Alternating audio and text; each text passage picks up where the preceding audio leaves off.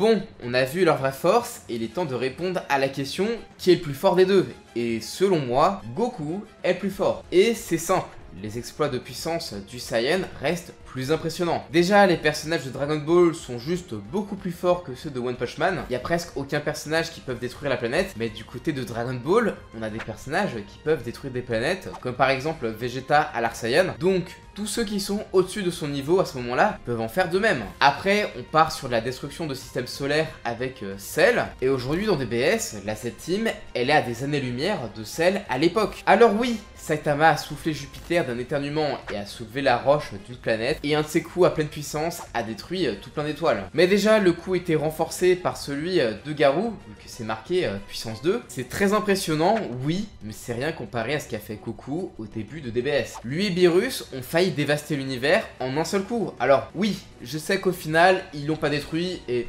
heureusement, j'ai envie de dire, sinon il y a plus d'histoire. Mais c'est un peu comme ça que marche le power scaling dans la plupart des œuvres de fiction. Un personnage tiers où le narrateur explique ce qui se passe. Et si des dieux comme les Kaioshin disent que ça peut arriver, je pense que c'est vrai. Je sais que c'est un peu frustrant, mais en fait, si on enlève cet exploit de puissance-là, parce qu'en fait, l'univers n'a pas été détruit, ça invalide presque tous les personnages de comics ou de manga qui expliquent leur force plutôt que de la montrer. Et jusque-là, Saitama n'a pas prouvé qu'il puisse faire un truc aussi dingue. Mais toutefois, même si à son maximum, Goku est plus puissant, je pense honnêtement que Saitama, il a ses chances grâce à sa capacité à évoluer de manière aussi drastique. Dans un combat où Goku agirait comme il a toujours fait, même face à des gros ennemis comme Broly, il y a des chances qu'il se fasse battre. Je m'explique. Goku a la fâcheuse tendance à vouloir jauger ses adversaires et les affronte toujours en forme de base, avant d'enfin se transformer en Super Saiyan, puis éventuellement en Super Saiyan God et en Super Saiyan Blue en fonction de la situation. Le problème, et ça on l'a vu avec Broly, c'est que ça laisse le temps à son adversaire de progresser s'il en a les capacités. Et ça avantagerait Saitama qui pourrait alors augmenter exponentiellement en puissance pour dépasser la forme contre laquelle il se bat. Après, j'émets quand même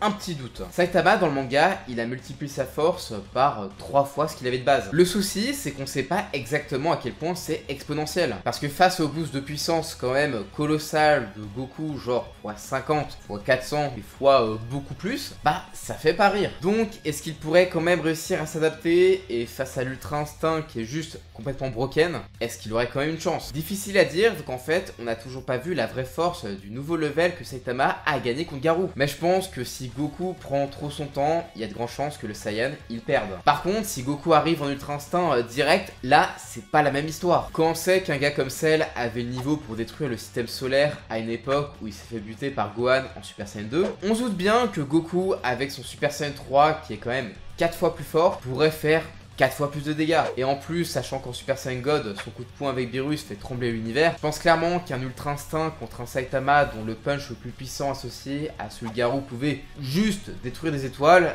il se fait atomiser. Ouais, genre pour moi, Saitama c'est level Super Saiyan 2, Super Saiyan 3 maximum quoi. Et pour moi, si Saitama serait amené à perdre, ça serait pour la simple et bonne raison que le gap de puissance entre les deux serait écrasant et que ce pauvre Saitama n'aurait jamais le temps de prendre en expérience durant le fight contre un Goku en Ultra Instinct qui se battrait juste à pleine puissance. Après, ça peut changer si dans le prochain combat à pleine puissance de Saitama, on nous prouve qu'il a le level en One Punch même pas sérieux de détruire l'univers. Alors oui, je pense que là, il pourrait détruire un Goku à pleine puissance en Ultra Instinct. Mais pour l'instant, c'est pas encore le cas. Et par pitié, qu'on vienne pas me parler du coup de poing qui remonte le temps pour régler le combat avant qu'il commence. C'était un power-up à usage unique donné par Garou. Et même en prenant en compte le côté gag de One Punch Man, oui, Saitama, il a des capacités cheloues comme le fait de bouger des zones de téléportation normalement intangibles, mais ça reste moins fou et broken que Gotenks Super Saiyan 3 qui crie si fort qu'il ouvre une autre dimension dans la salle de l'esprit du temps. Ou encore le combat Broly contre Gogeta qui brise aussi l'espace-temps. Et ça, ce sont des feats complètement dingues, même pour Saitama, qui sont pourtant réalisés par des personnages en dessous de Goku Ultra Instinct maîtrisé, comme on le voit dans le manga DBS.